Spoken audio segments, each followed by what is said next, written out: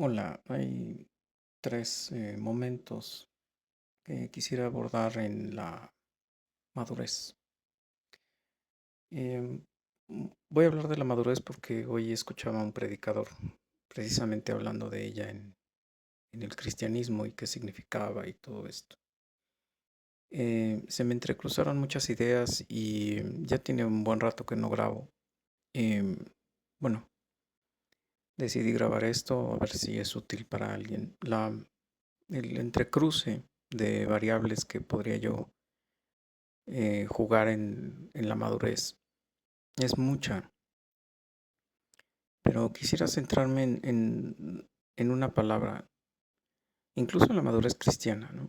En, Cuando uno no tiene necesidad, entonces uno no hace nada. O sea, yo creo que el problema que tenemos hoy en la sociedad, que sea, es decir, cuando tú quieres propiciar que algo ocurra, tiene que haber un hueco, tiene que haber un vacío, tiene que haber una necesidad, sea creada o sea real, ¿no? El día que a alguien le metieron en la cabeza que tenía que usar un celular, pues yo me imagino que hubimos varios que nos resistimos, ¿no? De hecho, ya estaba WhatsApp, ya estaban todas las redes sociales y yo seguía usando un teléfono que solo era para llamadas y para mandar mensajes en SMS. Se acabó. Desgraciadamente, cuando un día probé el celular moderno o el inteligente, pues te encuentras que tiene un montón de cosas que te ahorran un montón de procesos y entonces pues quieres el tuyo igual, ¿no? Entonces pues te incorporas, pero si no hay una necesidad, vuelvo a insistir, creada o una necesidad real, pues no hacemos nada. Y siempre diré que los motivos son los que mueven el mundo de la mercadotecnia y el mundo de la vida real, es decir, tenemos necesidades por ser seres humanos, somos seres sociales, somos seres que necesitamos sentirnos integrados a grupos, que necesitamos de la pareja. Así seamos el lobo solitario como su servidor, necesitamos a la pareja, necesitamos a la otra persona, necesitamos ese otro oído, necesitamos ese consejo, necesitamos del otro. Mm, Biológicamente, obviamente, tenemos necesidades. Necesitamos excretar, necesitamos comer, necesitamos beber alimento, beber agua, perdón, comer alimento, beber agua, excretar, eh, cubrirnos el cuerpo, etcétera. Entonces, en el ámbito social, pues necesitamos sentirnos integrados, protegidos, reconocidos, amados. eh, y eso mueve el mundo, o sea, mueve muchas cosas del ser humano, ¿no? Mueve la mercadotecnia, mueve tus aspiraciones laborales, mueve tus sustitutos de tus necesidades por paliativos y hace que la gente te manipule, ¿no? Y, y uno caiga en el juego. Entonces, desgraciadamente no maduramos porque no lo necesitamos. Y voy a tratar de jugarlo históricamente, muy rápido, en un vuelo de pájaro. Y voy a tratar también de explicar lo que está pasando el día de hoy. Es decir, qué, qué es niño hoy, qué es joven hoy y qué es adulto hoy. Am, y por eso inicio con una lámina que dice desafíos, ¿no? Extinción de niñez, extinción de adultez y preponderancia del adolescente, con poder adquisitivo cuyos pilares es el líbido y el ego, ¿no? Obviamente a eso tenemos que voltear a ver al psicoanálisis de 1900, cómo se distorsiona para 1960 y se vuelve el neopsicoanálisis y totalmente se da un vuelco al psicoanálisis. Espero poderlo ir tocando a lo largo de las láminas. Ujú. Primero voy a empezar con el rastreo histórico y seguir con esa palabra clave, o sea, entiéndeme la palabra necesidad para estar flotando en el discurso y eso requiere de comprender cómo era el entorno en ese tiempo. Entonces hay que ser también déjame llevarte a ese tiempo un poquito, a ver si es posible.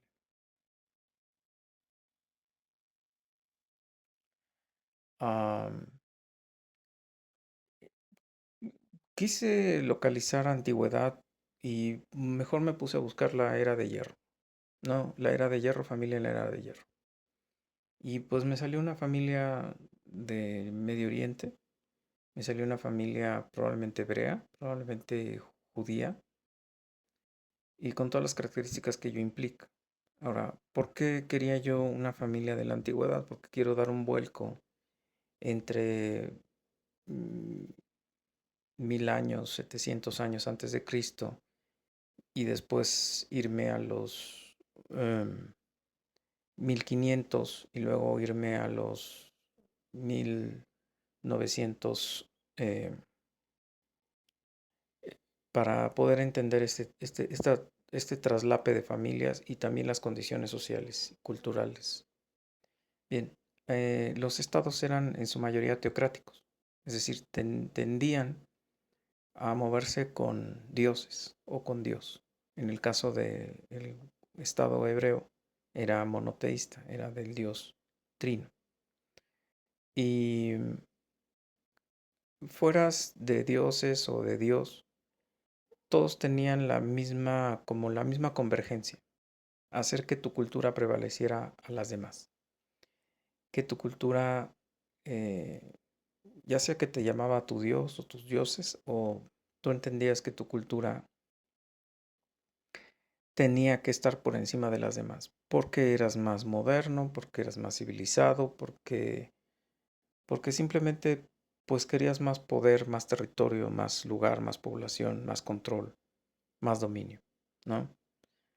Eso orillaba a las mujeres, otra vez, rol, necesidad, grupo, estado, a la mujer verla como el centro por el cual, no matriarcados, entiéndeme esa parte, no matriarcados, patriarcados, porque el matriarcado no fue una idea funcional socialmente hablando, fueron patriarcados.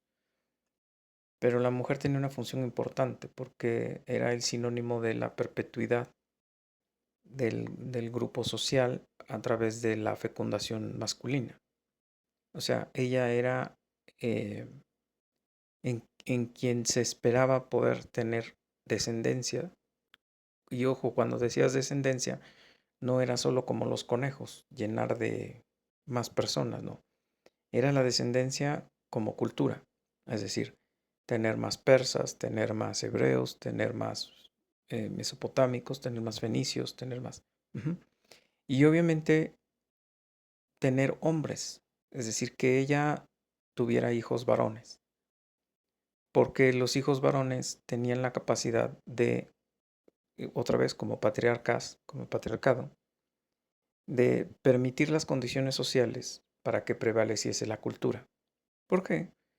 Porque otra vez, por roles, el hombre, todos los hombres, o cuando surgieron propiamente algunas clases sociales, pero si tú ves, por ejemplo, la cultura hebrea o la cultura persa, todos iban a la guerra. O sea, iba el rey con todo el ejército y con todo el pueblo a la guerra, ¿no? Prácticamente se quedaban nada más en los bagajes las mujeres, los jovencitos, los chiquillos, eh, los que andaban entre los 17 para abajo. Las mujeres no iban a la guerra, salvo las excentricidades que se dieron con las amazonas y las excentricidades que se dieron después en Roma y demás.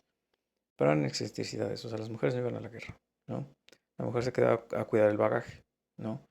Obviamente no era una labor ni, ni menospreciable, ni pobre, ni que la mujer se quedara frustrada en su casa, ¿no? Ella era orgullosa de criar hijos, de tener hijos.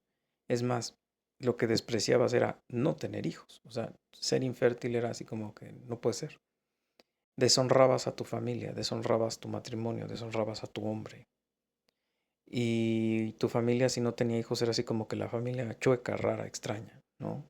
Al contrario de lo que se nos vendió a partir del feminismo y del socialismo, 1838, el socialismo materialista, y el feminismo fuerte a partir de los 1905, 1906, ¿no? La Simone de Beauvoir y toda esta idea, ¿no? Em, pero regresando, la mujer deseaba tener hijos, la mujer eh, ayudaba en la crianza de los hijos en términos de si las reglas que se establecieron dentro del hogar y la cultura eran X, Z y Y, ella procuraba que se llevaran a cabo, enseñaba a las hijas a ser mujeres, las hijas no se separaban de las adultas, el hogar era el centro educativo, era el centro fabril, era el centro educativo, era el lugar en donde se desarrollaban las actividades económicas tanto de la mujer como del hombre.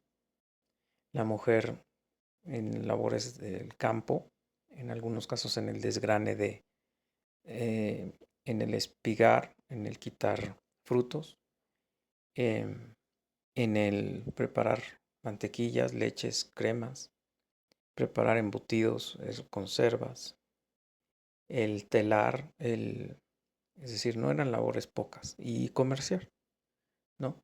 ¿Qué hacían los hombres? Bueno, los hombres se jugaban la vida, ¿no? Eran el que salía a la guerra, era el que construía los hogares, era el que exploraba las nuevas tierras, era el que eh, defendía los hogares, las familias, los grupos, los territorios. Conforme fue avanzando las eras, por eso me gustó mucho la era del hierro, porque fue una etapa de evolución bélica muy grande. Después vendría la etapa de la pólvora, cuando se descubre en China, que en China no tenía usos bélicos, tenía usos más ceremoniales, pero transformó también la guerra totalmente, ¿no? Cuando aparece la pólvora, desaparecieron las ciudades amuralladas, ya no tenían caso.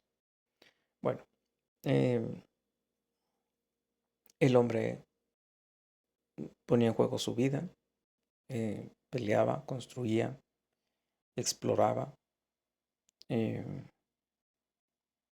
eh, hacía labores de cacería, eh, se enfrentaba a las fieras con el ganado, con sus animales de crianza. Entonces, por lo tanto, otra vez, ¿dónde se criaba el niño? En el hogar. ¿Dónde estaban los animales de crianza? En el hogar. ¿De dónde salía el papá a cazar? Del hogar. ¿De dónde salía el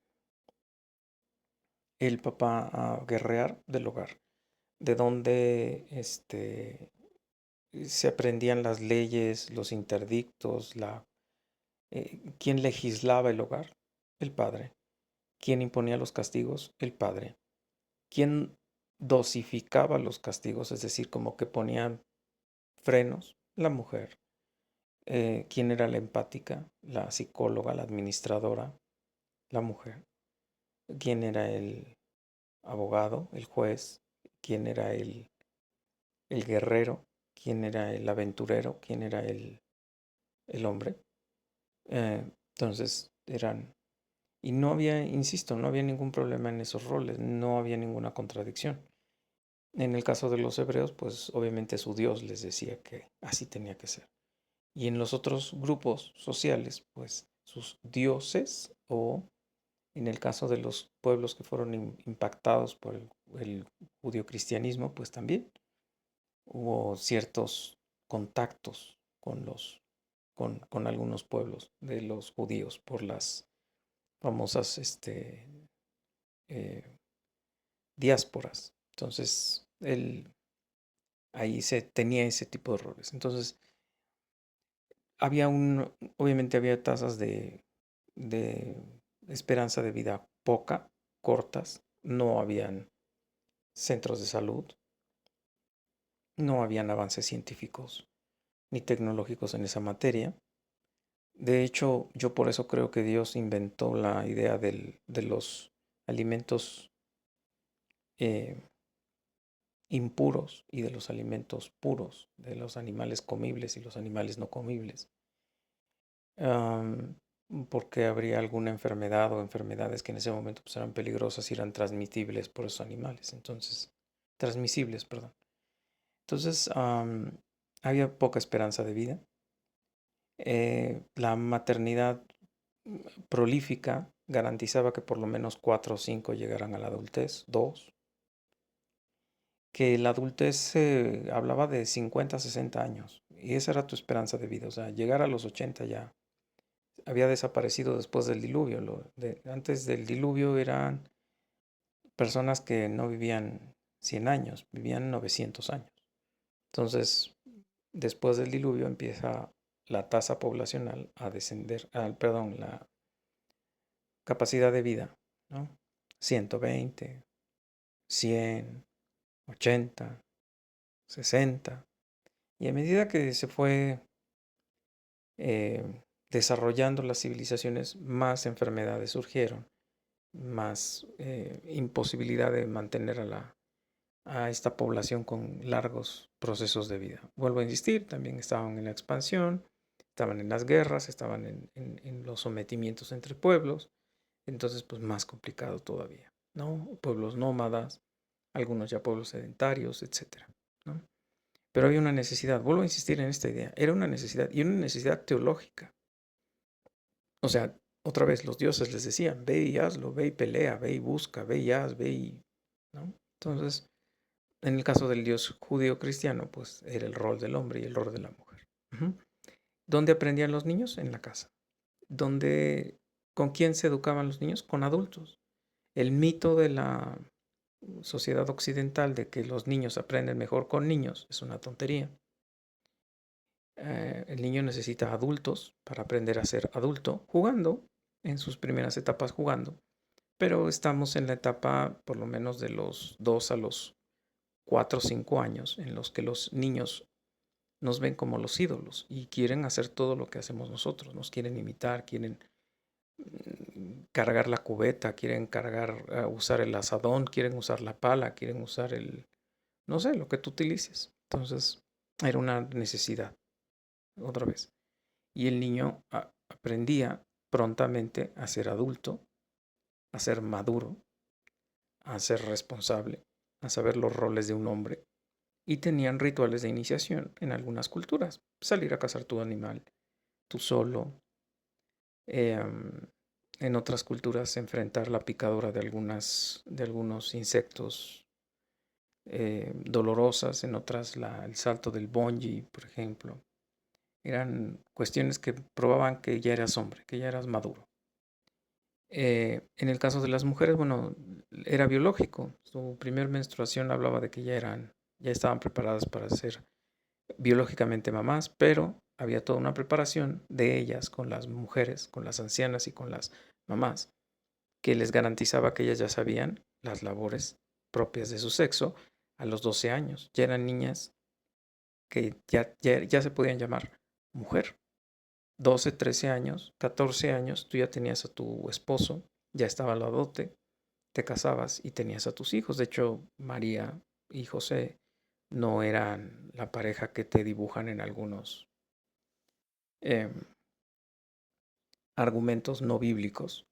No, es una muchachita de 13, 14 años, 12 años hay quien especula, y él tendría 17, 18 años, no más, no menos. Otra vez, por las atenuantes que comenté, ¿no? Tenías que madurar pronto porque las necesidades lo requerían. Uh-huh. Um, el, el, el rol de la familia, obviamente, era promover la cultura con los hijos, de dónde venías, cuáles eran tus rituales, por qué tu sociedad se comportaba como se comportaba, la pedagogía, por decirlo de alguna manera, la didáctica era en el hogar. ¿Por qué comemos así? ¿Por qué vestimos así? ¿Por qué no comemos esto? ¿Por qué hacemos esta festividad? ¿Por qué se hace aquello?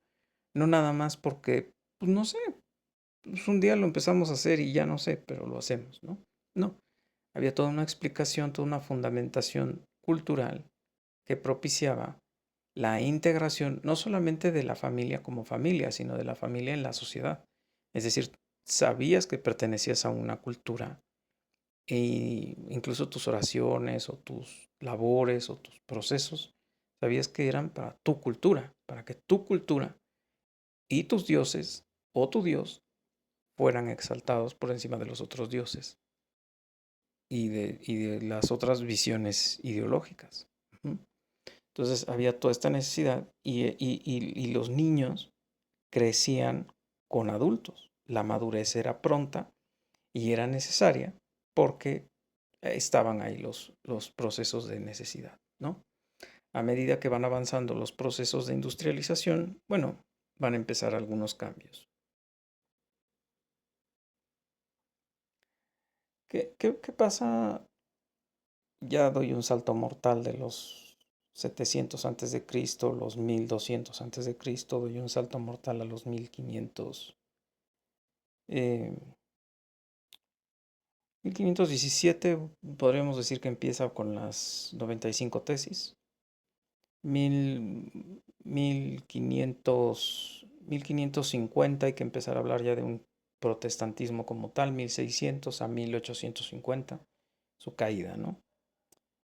¿Qué hace el protestantismo? Bueno, rápidamente rompe con los cánones establecidos por la Iglesia Romana Católica eh, Apostólica, pero romana, es decir, fue instaurada por Constantino, el primer emperador cristiano, fue el primero que legitimó el cristianismo después de haber sido un culto perseguido primero por los judíos, luego por Roma, eh, y entonces se tuvo que pelear por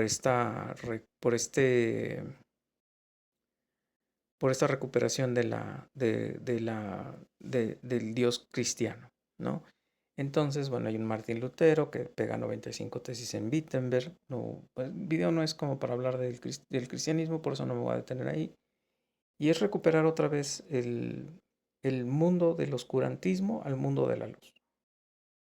Post tenebrax lux, ¿no?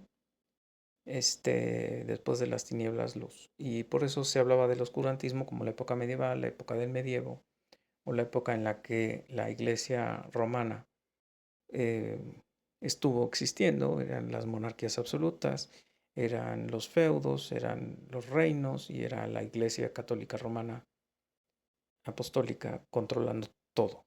Y obviamente negando la posibilidad de que alguien interpretase la Biblia por sí mismo, conociera a Dios por sí mismo y entendiera a Dios por sí mismo. La intermediaria era la iglesia, ¿no? Nosotros no teníamos esa capacidad. Ellos decían que si nos daban la Biblia, pues habría el peligro de que la malinterpretáramos, ¿no? Pero también eso les daba el control ideológico, político, económico, axiológico, ontológico de las personas. Bien, se recupera la sociedad, como era la sociedad antes, bueno, la agricultura, las familias seguían enseñando en el mismo hogar, porque el hogar estaba en el feudo, en el ejido, para que lo entendamos. La educación caballeresca era una educación que no solamente era guerrera, sino también se te enseñaba a ser un varón, porque muchos de ellos obviamente venían de la procedencia de ser guerreros, de ser bárbaros. Entonces también ahí surge la educación caballeresca y obviamente de clases. Aquí ya no vamos todos a la guerra, iban cierto grupo a la guerra, cierto grupo se quedaba cultivando, cierto grupo reinaba, daba las órdenes, cierto grupo, o sea, ya hay una separación de roles y funciones, no como en los 700 antes de Cristo, donde prácticamente todos iban a la guerra, ¿no? No había varón que no fuera a la guerra. Entonces acá no, acá ya hay un segmento, ya hay una división de funciones, de trabajos, por decirlo de alguna manera, y hay un ejército que garantiza los reinos, que guarda los reinos, hay un gobierno, tanto la iglesia, que era la que gobernaba todo, incluso los mismos reinos, y tenía que andar cuidando los equilibrios dentro de los reinos para que no se les salieran de control y mantener siempre su rol preponderante, hasta que, vuelvo a insistir, aparece el protestantismo, se cae eso, más la peste negra, más el desarrollo de los burgos, que eran las villas que estaban alrededor de los reinos, que eran pequeños talleres que estaban trabajados por gremios. Pues estos evolucionan también en sus procesos, perdón, se desarrollan, se transforman en sus procesos, crean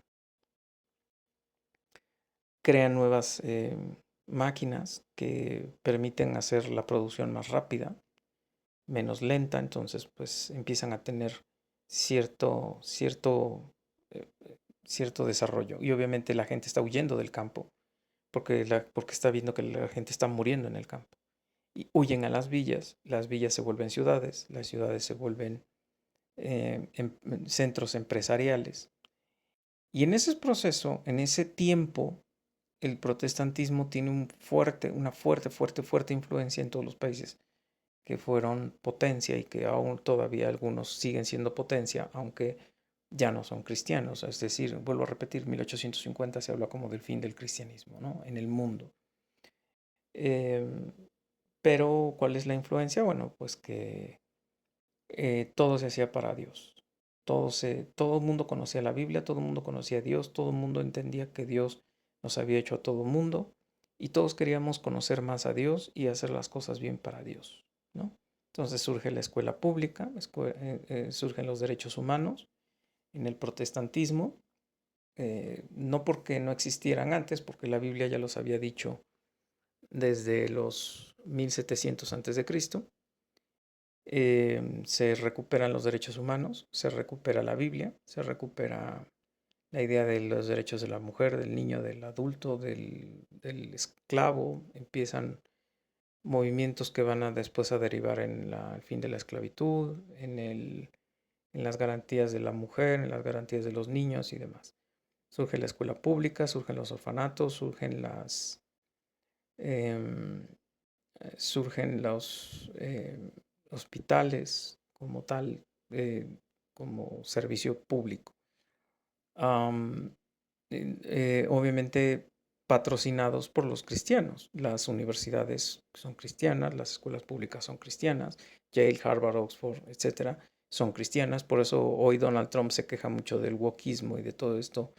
Pues porque sí, porque hoy las escuelas, universidades son ideologizantes más que formadoras de valores, porque antes eran formadoras de cristianos, es decir, se enseñaba teología, se enseñaba derecho canónico, se enseñaba cómo Dios había entendido el mundo.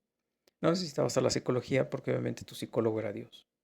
Y obviamente Dios te explicaba cómo estabas, cómo era tu familia entonces en ese momento. Bueno, tu familia obviamente era un centro de evangelización y era el centro en el cual todo lo que hacías era porque Dios estaba en tu hogar. Dios estaba viéndote todo lo que hacías, dónde lo hacías y cómo lo hacías. Recuperé una imagen de puritanos, me pareció muy cercana. No todo lo que hacen los puritanos era así como que muy bíblico, pero son los que mucho más celosos fueron en el apego bíblico, ¿no? De hecho, cuando tú lees los escritos de los puritanos, tú te das cuenta, o sea, 1600, 1700, tú te das cuenta que son gente que recalcitra en sus textos, repitiendo una misma idea n formas, en n veces, para dejar claro que creo que pues la angustia que tenemos hoy algunos cristianos que somos animales en peligro de extinción, que vemos que la Biblia pues hoy no pesa, no duele. Hoy todo el mundo es cristiano, hoy todo el mundo dice que cree en Dios, hoy todo el mundo dice que lleva a Dios en el pecho porque lo tiene tatuado en un seno, no sé, o sea, cosas así muy extrañas, ¿no? Entonces, el rol de la familia, pues era la evangelización. El padre evangelizaba, la madre predicaba la fe con sus acciones, con sus formas de vida, con las oraciones en la mañana, en la tarde, con las oraciones antes de ir a la escuela, con el dar gracias a Dios por las cosas. Había una necesidad de Dios, además, eso hay que aclararlo, porque no habían las condiciones culturales, ni económicas, ni de sanidad, como para poderte sentir cómodo peleando por ti mismo, por las cosas. porque no las podías alcanzar. Déjame ser más claro. Había reales necesidades. Otra vez regresó la palabra, necesidades económicas, necesidades materiales, necesidades físicas, necesidades. Es decir, no es como hoy que te estás quejando de que no tienes dinero, pero vas al Walmart y te compras una Smart TV de 29,000 pesos y te vienes a quejar que no tienes dinero o tienes eh, carro, pero andas diciéndole a los vecinos que eres pobre y cosas así. O vives en una casa de cemento y dices que eres pobre, ¿no? Por ejemplo. Entonces, cosas así que no, en ese tiempo no era tan sencillo. O sea, uno tenía que manufacturar su ropa, uno tenía que manufacturar su hogar, uno tenía que manufacturar las ciudades, uno tenía que manufacturar las fábricas, uno tenía que manufacturar muchas cosas que hoy, es decir, voy a darle el salto mortal para explicar el hoy. En 1900 pasamos a la posindustria, en el 89-90 pasamos a la posindustria. Todo se empieza a automatizar, todo empieza a ser automático, todo lo hacen las máquinas. Entonces, prácticamente ya la industria tiene todo un vuelco, ¿no? Y ya todo es muy accesible. O sea, tú ya no haces tu comida, la comida viene en sobrecitos o en botes desechables que metes en una cosa que llaman microondas y le das 15 minutos, 5 minutos, 1 minuto y tu comida ya está lista, ¿no? Y comes. Tú ya no vas y cazas a tu animal, tú ya no vas y matas a tu animal, tú ya no. No, tú llegas a un lugar en donde ya te lo tienen hasta en una charolita, muy bonito, muy pintadito, muy arregladito, ¿no? Tú ya no cosechas tus verduras, tus frutos y demás. Es decir, ya no hay necesidades. Desgraciadamente, a partir de la Segunda Guerra Mundial se cambió la palabra necesidad por deseos. Y se dijo que eso era lo culturalmente bueno, moderno, deseos, ¿no? Ya somos una sociedad moderna, ya no hay necesidades, hay deseos. Entonces, desgraciadamente, eso, vuelvo a repetir, sigue haciendo que paulatinamente se sigan retrasando los procesos. Pero en ese tiempo en el que te estoy hablando en el puritanismo, pues obviamente apenas está ese proceso de emerger las ciudades, de consolidarse el Estado como lo conocemos hoy, el Estado democrático, el Estado donde las monarquías desaparecen, en donde el último bastión monárquico imperial fue Napoleón y desgraciadamente fue el peor que pudo haberse mantenido porque fue el que impulsó el racionalismo liberal y en sus conquistas sacó al cristianismo de las universidades, de las casas, de los centros de investigación, de todo eso. ¿Por qué? Porque finalmente cuestionó la veracidad de la Biblia porque le dejó al ser humano la idea de razonar la Biblia. Cuando la Biblia se razona, pero no como para ponerla en duda, sino se razona para entender lo que quiere Dios y lo que explica Dios. No se cuestiona si Jonás viajó en un pez o no. No se cuestiona si en 6 días hizo Dios el universo. No se cuestiona si son mitos o fábulas o cuentos o charadas, como ahora dicen los propios católicos romanos. No, no, no, no, no, no. O sea, tú usabas tu razonamiento para entender qué quería Dios, comunicarte con todo lo que está en la Biblia y entenderlo para llevar honra y gloria a tu Dios. Entonces, prácticamente en este tiempo todavía sigue prevaleciendo esta idea de que la familia es el centro evangelístico, es el centro cultural, es el centro donde tu país, aparecen ya los países, ya desaparecen los reinos, se unifican países por gentilicios, por idiomas, por identidades culturales y entonces aparecen los gobiernos democráticos y empiezan emerger de un Estado que es cristiano todavía, por lo tanto todavía sigue ponderando la idea del cristianismo con sus luchas y revoluciones como siempre en algunos países como fue Inglaterra, que estuvo entre el romanismo y el protestantismo, Polonia, Rumanía, etcétera, pero en su mayoría estaban los cristianos, ¿no? Excepto Francia. Francia fue atea, de hecho, por eso Calvino termina saliendo de Francia y tiene que salir huyendo a Suiza, ¿no? Henri Pestalozzi también salió huyendo, etcétera, etcétera, ¿no? Porque se rompió ahí el encanto con el cristianismo. Entonces, todavía ahí podíamos hablar de esto. Sigue evolucionando los grupos sociales, sigue evolucionando el Estado. Ajá. El Estado sufre cambios porque la revolución industrial trajo los cambios. Es decir, propiamente para 1850 ya hay máquina de vapor, después va a aparecer la máquina de combustión interna, Fulton, y van a aparecer, es decir, la máquina ya como tal, ya no el telar, la, la, la necesidad de la fuerza física del hombre para mover la máquina, sino un motor que hacía las funciones. Obviamente agiliza brutalmente en los procesos de producción, ¿no? Voy a darlo a vuelo de pájaro, aparece la producción en serie, aparece la automatización de procesos, empiezan el nacimiento de los monopolios y posteriormente los oligopolios, empiezan a aparecer los grandes emporios empresariales, desaparecen los gremios y aparecen las empresas, desaparecen los, las familias gremiales y aparecen las burguesías, aparece el proletariado, aparece la contraparte que en 1838 se llamó, 1868, perdón, se llamó eh, materialismo histórico dialéctico, Carlos Marx, y se cuestionó toda esta posición, ¿no? O sea, la posición del capitalismo, la posición de Dios, la idea de que la cultura capitalista era una cultura opresiva, por lo que se cuestiona la familia como forma de opresión a la mujer, Dios como forma de opio al pueblo, el trabajo asalariado como una forma de humillar al ser humano, de esclavizarlo. Y se empieza a hablar de la idea del camarada y demás y demás y demás, ¿no?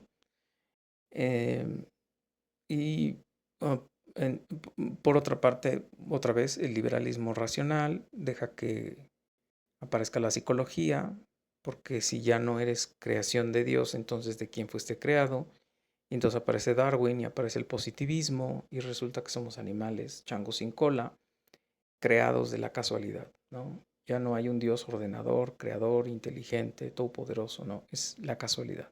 Simplemente un día la casualidad aventó los dados, aventó todo en el universo y todo se formó y todo está en desorden y nosotros lo ordenamos con la mente, pero en realidad todo sigue en desorden, ¿no?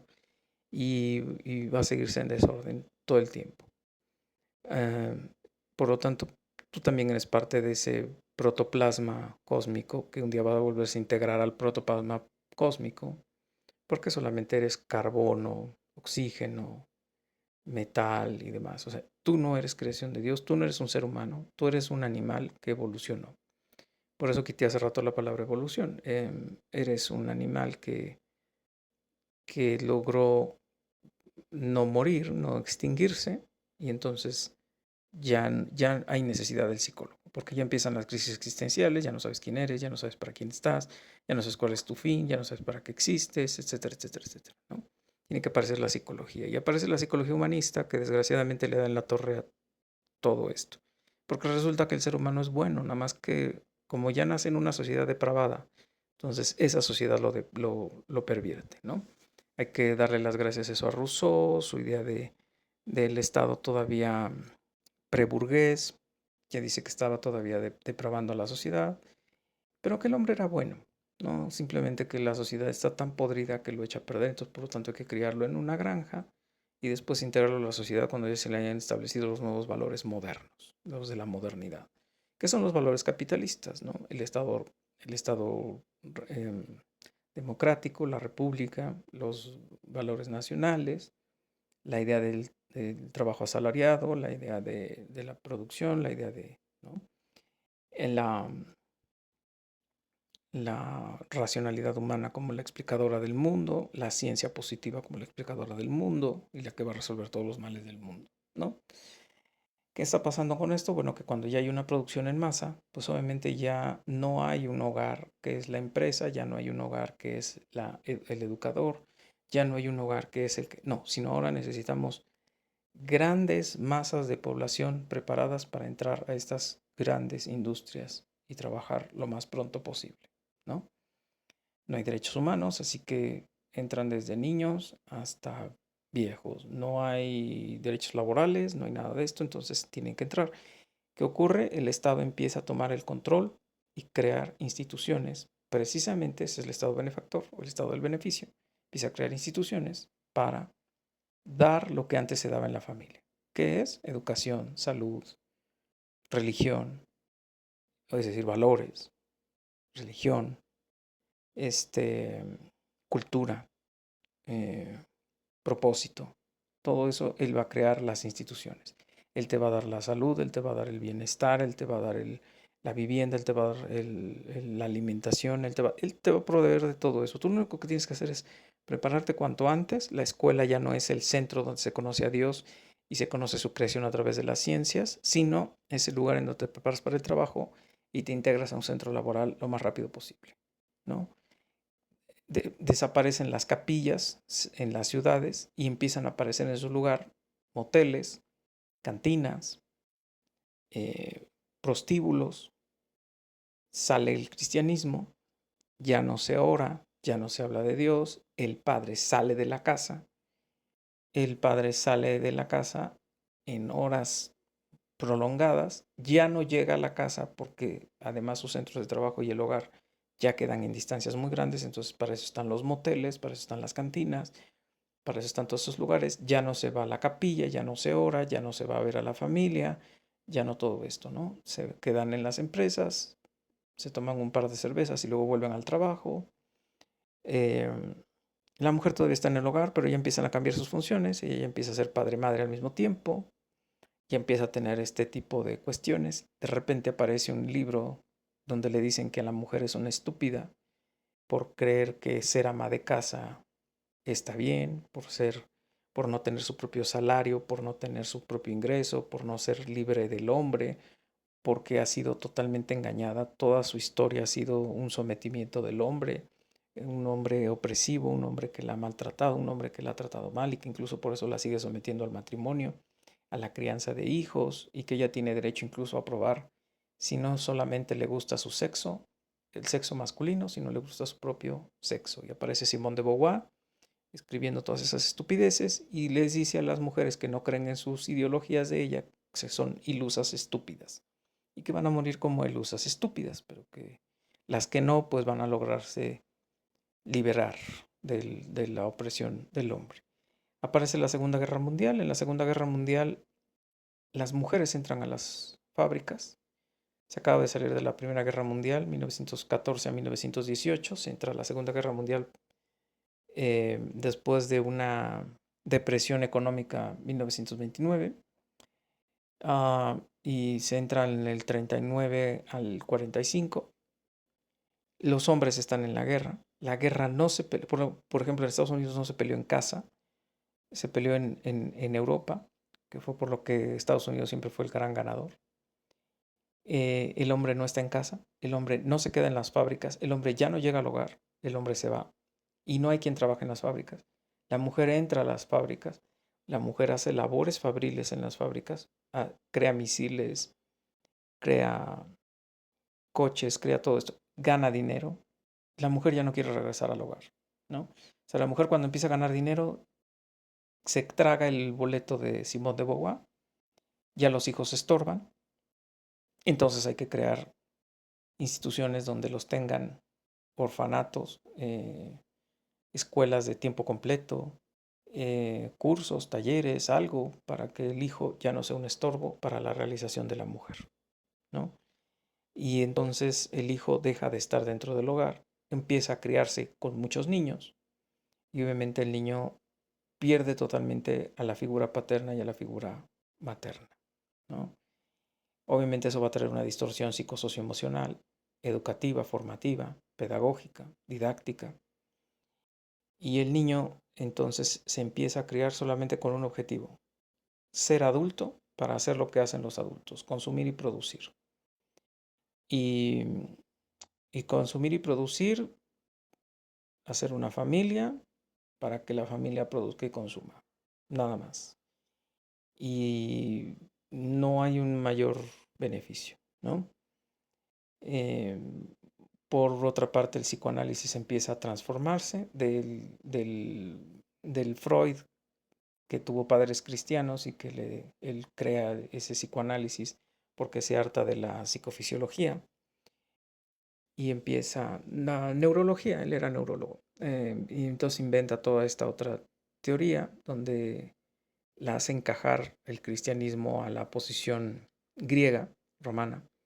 Dice que la castración es necesaria para que la socialización se logre llevar a cabo. Los castradores son las instituciones sociales, que los padres son castradores, los maestros son castradores, los psicólogos son castradores, la iglesia es castradora, pero es necesaria para que se puedan integrar como sujetos funcionales a la sociedad.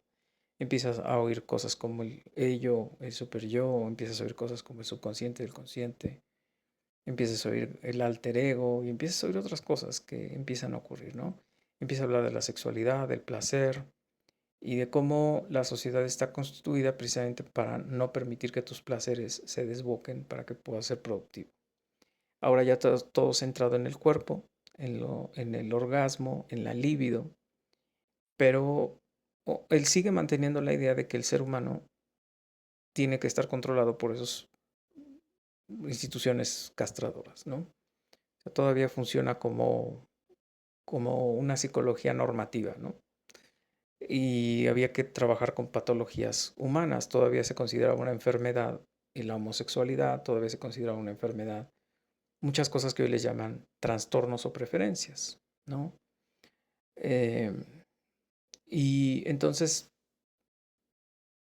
vamos a pasar al neopsicoanálisis, 1960, fin de la inicio de la revolución sexual, luchas contra la autoridad, desencantado el pueblo, el mundo con sus sociedades.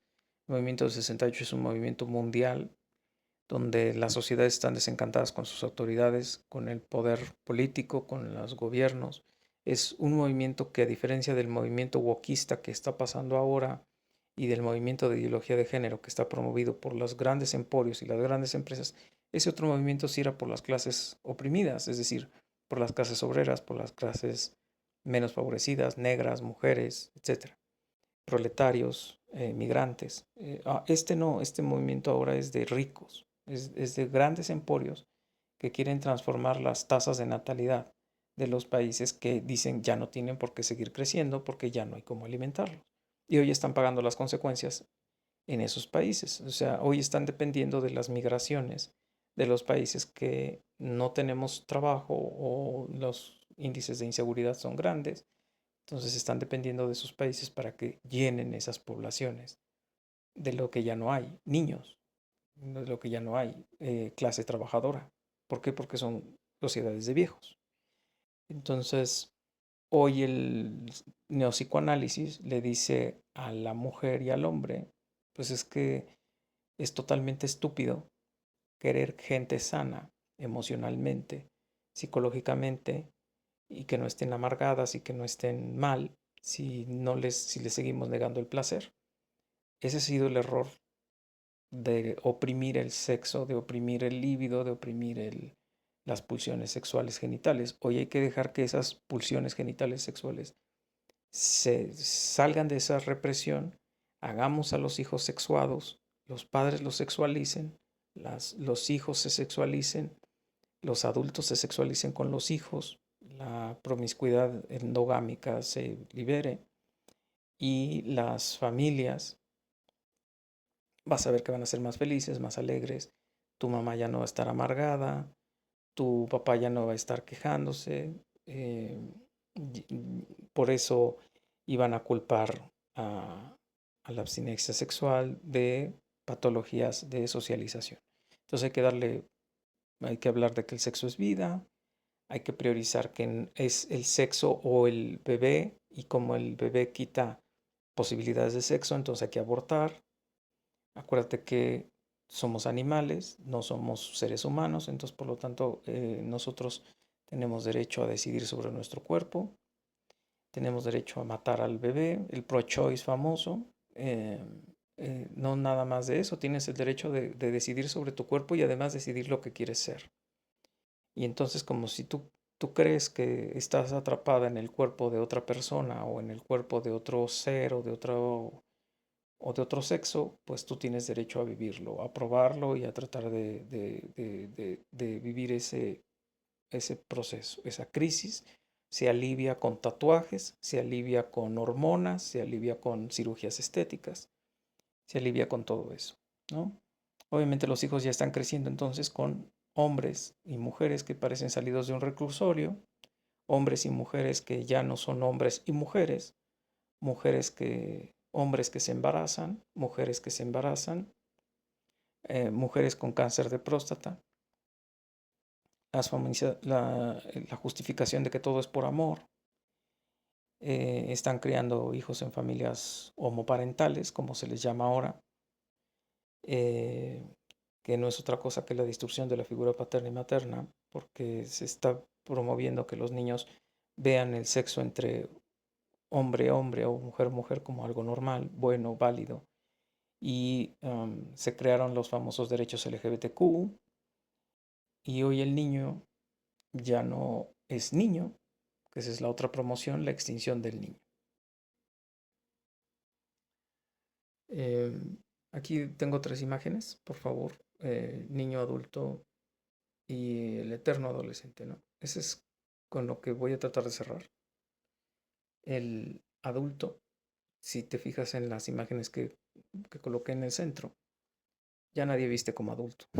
Nadie viste como adulto. Hoy puedes ver a los adultos como, ojalá hayas visto esa serie, Two and a Half Men, Dos hombres y medio, donde Charlie Harper sale con pescadores, con playeritas, con camisitas de tipo hawaiano, con choclos. Ahora sí andan llenos de varices, pero llenos de tatuajes, andan con el cabello largo, por eso puse al lado a Tyler, al vocalista de Aerosmith, ¿no? Ya no creces, sigues siendo ese eterno adolescente, ¿no? Sigues revolcándote en eso, porque otra vez las necesidades cambiaron. ¿Cuándo cambiaron? Cuando la revolución industrial y cuando el Estado benefactor, por si no lo aclaré en todo lo que vengo diciendo, propiciaron que la función de la mujer como educadora, como formadora, como criadora de valores, como formadora de la hija para ser mamá, para ser un ente productivo dentro del marco social, dentro de la familia, el varón, hombre, papá, como formador, creador de valores religiosos, éticos, morales, sociales, culturales, interdictor, creador de costumbres y roles propias del hombre masculino, como reforzador positivo, emocional, psicoemocional de la mujer, como el formador de qué mujer, qué hombre tenía que buscar una mujer. Ese papá desaparece, esa mamá desaparece, esa mujer que sería la ideal que tendría que buscar el hombre para casarse. Desaparece la heterosexualidad.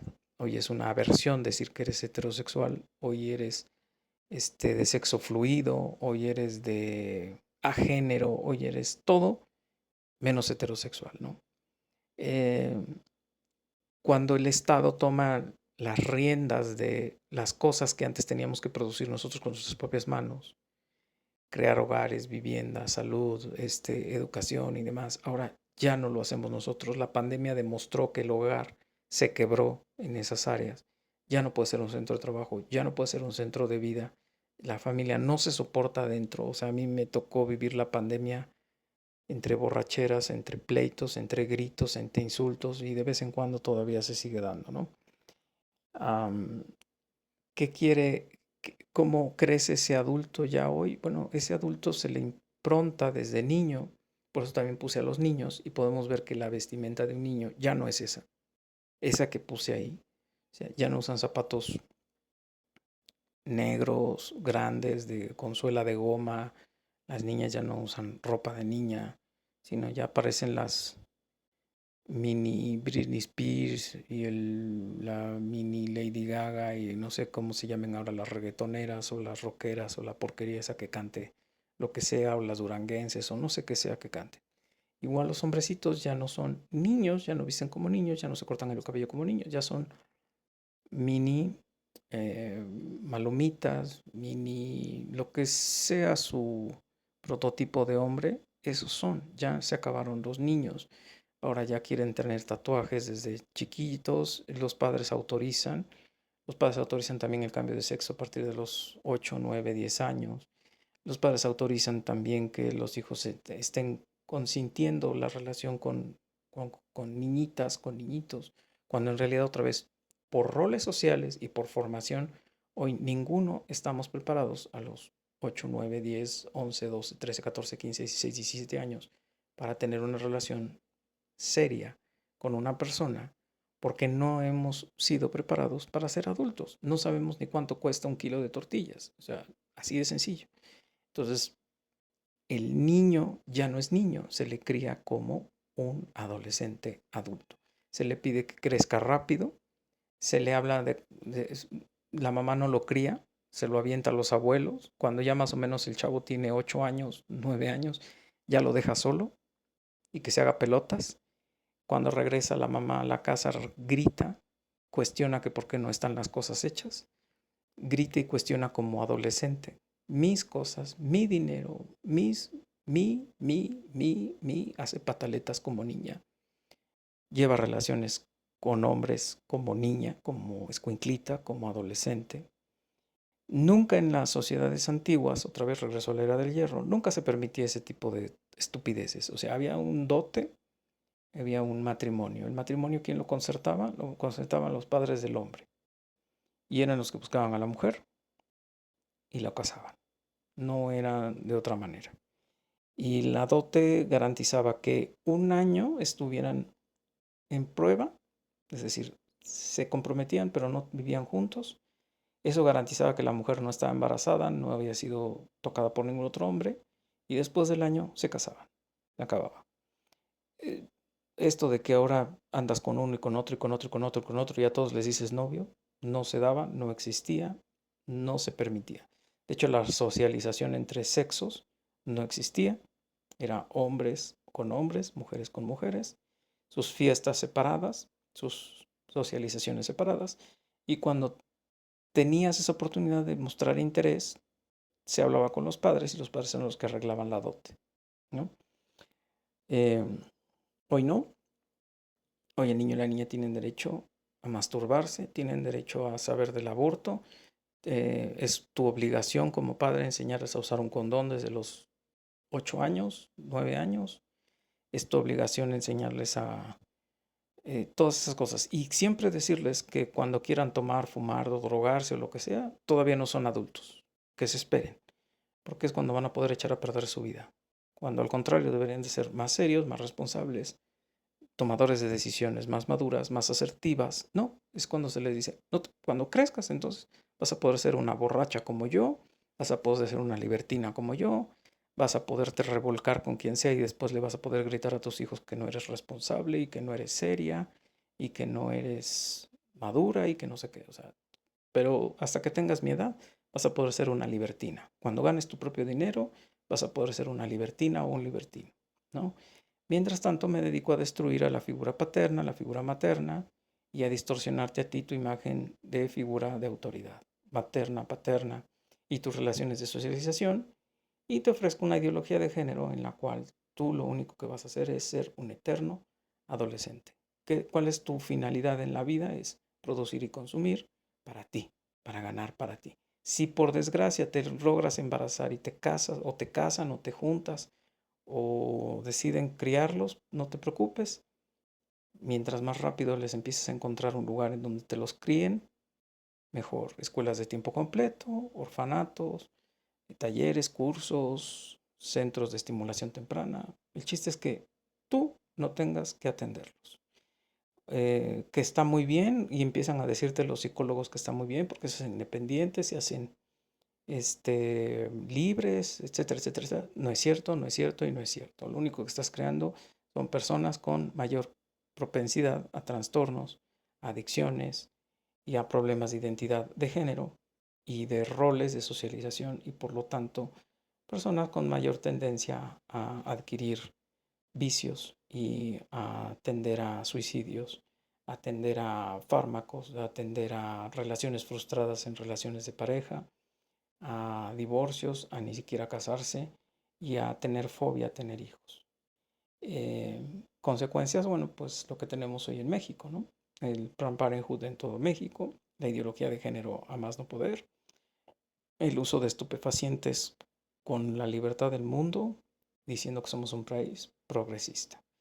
Personas ejerciendo el liderazgo cuando no deberían de ejercerlo. El líder por creación y diseño de Dios es el hombre y la mujer no está diseñada para ser líder, pero hoy ya son líderes. Y si estás en contra de eso, pues tienes un problema, ¿no? Eh, la libido y el ego como los ejes articuladores de tu vida y con padres que deben de dejarte decidir qué quieres ser tú. Ni siquiera te deben de poner un nombre con un sexo. Te deben de poner un nombre que sea neutral. Hoy se vale decir estupideces como estos, estas, estes, eh, y decir que eso es progresismo y que con eso estamos cambiando al mundo, ¿no? Entonces, pues espero haber dado ese rastreo histórico. Obviamente aquí, en este momento, ¿dónde quedó la madurez? Obviamente desapareció la necesidad, obviamente desapareció el, el hueco para ser maduro, porque si ya no hay familia, porque si ya no hay cultura, porque si no hay un por qué y un para qué, porque si ya otros me van a decir cómo tengo que pensar, cómo decidir, qué es lo que debo de creer y cómo debo de hablar, porque en este nuevo orden mundial famoso que se está dando ya, donde organizaciones internacionales son las que nos van a decir cómo vivir, qué es lo que hoy nos están diciendo. Hoy se nos dice, ¿quieres dinero? Mete a Planned Parenthood en tu sociedad. ¿Quieres dinero? Mete ideología de género en tu sociedad. ¿Quieres todo esto? Entonces tienes que meterlo en tu población a fuerzas. ¿Qué hacen los poblaciones, por ejemplo, en México? Pues lo meten en los libros oficiales de texto, ¿no? Toda la ideología de género, toda la cultura del aborto, y a eso le llaman progresismo, ¿no? Modernidad. Entonces, no necesitas conclusión, no necesitas madurar, ¿no? No necesitas madurar, no necesitas ser adulto, no necesitas ser padre serio, no necesitas ser madre seria, no necesitas una religión, tú nada más di que crees en un Dios y que ese Dios te ama y tú lo amas, no necesitas, bueno, si es que dices eso, solo necesitas algo que parezca que eres creyente de algo y, y ya, o sea, tú justifica todo lo que haces por amor. Hazte la víctima cuando echas a perder a tus hijos y hazte la víctima cuando sigues buscando macho y hembra con quien aparearte y sigues de alcohólico y sigues de promiscuo y sigues de todo eso. Échanos la culpa al mundo, a la sociedad, a la cultura, todo eso, ¿no? Pero tú no te culpes y tú sigues buscando en tontas cosas que te pueden dar satisfacción, cómo lograr alcanzar esa felicidad plena que tú te mereces, porque eres lo más maravilloso que puede existir en este mundo, tú, ¿no? Olvídate de la Biblia, olvídate de Dios, olvídate del cristianismo, también hay cristianismo light, no te preocupes.